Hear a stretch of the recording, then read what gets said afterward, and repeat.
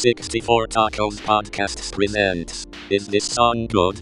This is episode 37, Snow Informer.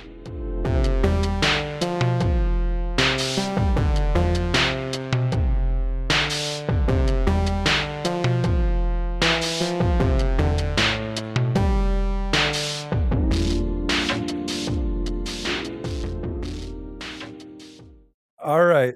Welcome back to the Is This Song Good podcast, a 64 Tacos podcast. This week, we're continuing our series about popular songs that we don't know why, and we're discussing that. And this time, we're doing popular Canadian reggae musician Snow's song, Informer, from the album 12 Inches of Snow. Came out in the 1992. So my first memory of this was I was in middle school, and I think one of my friends was talking about it, and then I started hearing it on the radio, and I didn't know what to make of it. And I think part of the appeal initially for me was that it was sort of fresh and inventively different. But I can't say that I ever liked it. And the more I listened to it, the more I hated it. And now going back to revisit it, I even hate myself for having suggested this one for this series. So what do you guys think about this song? Well, it's remarkable to me that this song was the same year as Achy Breaky Heart, which we covered just a few weeks ago. And like those songs were going to be played maybe back to back on Sunny FM back in 92. Mm-hmm. Yeah. There was almost certainly it happened. And I remember this song would come out and I would love it. And I would try to sing along and, a licky boom, boom down. Yeah. I have read the lyrics, and I do not know what that line has to do with anything. I can't figure it out. It doesn't. None of it has any. I mean, my understanding is the premise is somebody is there's a rat, and the informer, if you will, who's narking on something, but Snow is not going to be the one to rat. He'll never rat. And that's as much as I can get out of the song because the lyrics are unintelligible. And I get that there's that we've got Darren O'Brien in Toronto, who is apparently now a Jamaican reggae singer.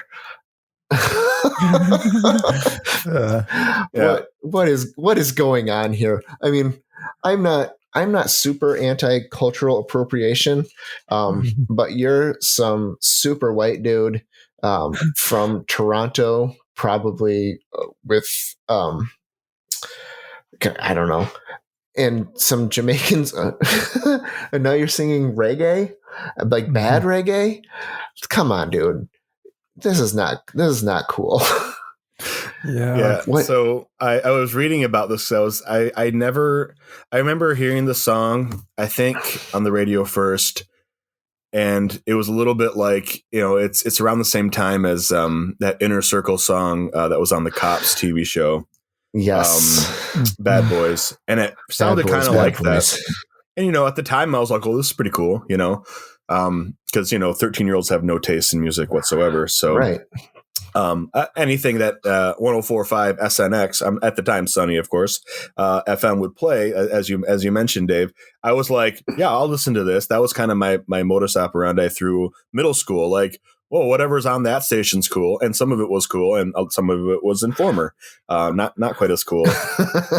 But I remember, you could have just played Disarm, or they could have just played Losing My Religion, and then it would go into Informer, and then it would go into Achy Breaky Heart. It was such a bizarre time. Yep. It was right around the time that Smashing Pumpkins album came out that I think we started being like, no, this is something else is better. But back in 92, I remember then seeing the video on MTV and being like, oh, it's a white guy. That's not what I expected. Wait, what? I didn't really think about it, but I was like, oh, I guess white people can rap, is I think what my thought process was.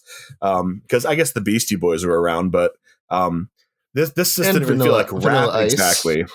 Yeah, and Vanilla Ice had been huge for a couple of years. That's true. And I didn't really quite think of this as rapping either. It felt more like reggae or something, some sort of mix of the two. And so I remember watching, and what's cool about it, quote unquote cool, is he's saying words really fast. Like that's the thing that was fascinating to me when I was like 13 and I heard it. I was like, wow, that's so fast. I can't even tell what he's saying. And then I read the lyrics and I was like, well, I kind of know what he's saying. And so, okay, I had no idea. Okay, it's called Informer, but I always thought he was informing, like sort of like rap bragging, like I'm informing you guys of how it is, and how it is I'm the best. That's what I assumed it must be about, because other than a licky boom boom down, I could not have told you a single word in the song other than Informer, right? Like that's what came through. Right. And you have to like study the lyrics as you're listening to it to figure out that he's saying what he's saying, which is fine. Whatever. So anyway, I'm looking into the song, and he's from Toronto, and I guess it says in this Wikipedia entry that Jamaicans moved into his neighborhood, and then he like got really into reggae. It's like, okay, I guess that's fine. The cultural appropriation thing, you're right, Dave. It's like, I think appreciating other music, I don't know if this crosses a line or not. It's maybe you could call it an homage. I don't know. It always just kind of stinks when like going all the way back to Elvis or big band stuff before that. Like there's this thing that exists, and the people that made it are the progenitors of it, and there it is, and it's this thing, and it's really cool, and people start getting into it, and then like some white guy wanders in and says, hey, yeah, I'll do this, and then he becomes the most popular version of it and the face of it, and it's like maybe that wasn't his goal, but it kind of sucks, and I completely agree with you. It feels that way. And yes, but here's the difference. Elvis was really good. Like he was. He was really good. Yeah. Whereas Darren O'Brien is just some white dude who's taken advantage of a sound that happens to be popular. Yeah. And again, I don't think his version is any more cynical or less cynical than all the previous times that the white person became the breakout person in a particular style. I don't think there's anything particularly cynical about that any more than in the past. But yeah, I mean, it's another gimmick. It's look how fast he's saying stuff, and you could even put another layer and say, look, it's a white guy doing this. Aren't we all amazed? Like look, white people can do this. That seems to be like the where it's coming from. I did want to mention one last thing as I was reading the lyrics, because I needed to. I think my favorite line in the whole song is when he says at the end of the first or second verse, well, the destination reached on the east detention, so he gets to jail. And then the line is, where they looked down my pants and looked up my bottom, so, and then goes into the chorus. I was like, oh, I did not catch that at all. Look so down me pants, a little cavity search. Bottom, yeah. So. So there's a radio hit with a cavity search reference, which I think is that's where it's breaking new ground. Really, I mean, it's that's where we've really taken a step forward. The ins and outs of the prison system. Ins and outs, huh? Yeah. That's that's where the popularity comes from, I guess. A licky boom boom down, all right. A licky boom boom down. Yeah. Yeah. So I don't know. I think the reason this is popular is because it, like you mentioned, it sounded different, and it's his like little his little rhyming, dance hall singing is super fast. With all the syncopation and the triplet, thingies in the lines, like that's why I think this song is popular. I mean, yes, it's super repetitive because he keeps saying Informer and a licky boom boom down over and over again. But I think that the hook is really the fast sort of reggae style rapping. Yeah. Well, I'll just say this. It is the least favorite of the songs. 5 songs we've done now, 6 songs we've done now.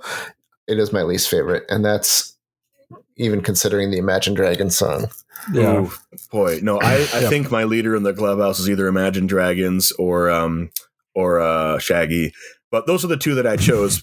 I chose them because I really don't understand why those were that big. So Dave, did you choose this one? No, see, Zach, you chose this one. No, Zach chose. I chose this one. Yes. See, I can forget those 2, Dan.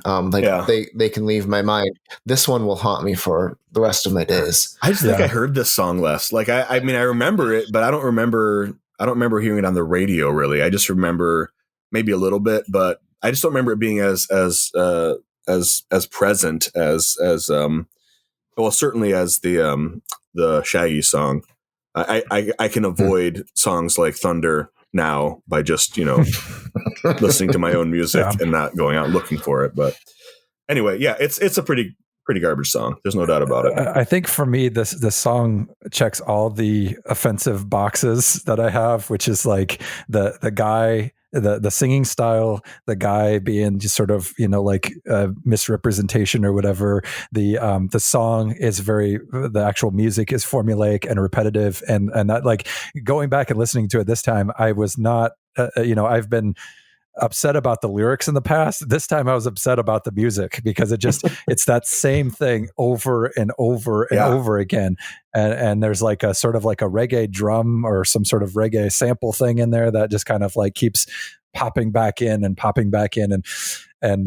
so, for me, it offends me on every level, and that's why I hate it. And I want to be done with this podcast. That's how much I hate it. Yeah, this song could have been 1.5 minutes long instead of like 4 minutes or 5 minutes, however long it is, and it would still be annoying. But the repetition is particularly annoying on this one. Yeah. No, I strongly dislike it. Well, and then Zach, I'm going to grant your wish. We're going to wrap this up. Next week, to Dan's delight, we are going to do Cotton Eye Joe. Yay! Excellent. Let's go skating to a skating party. Yay! So we'll see you then. All right.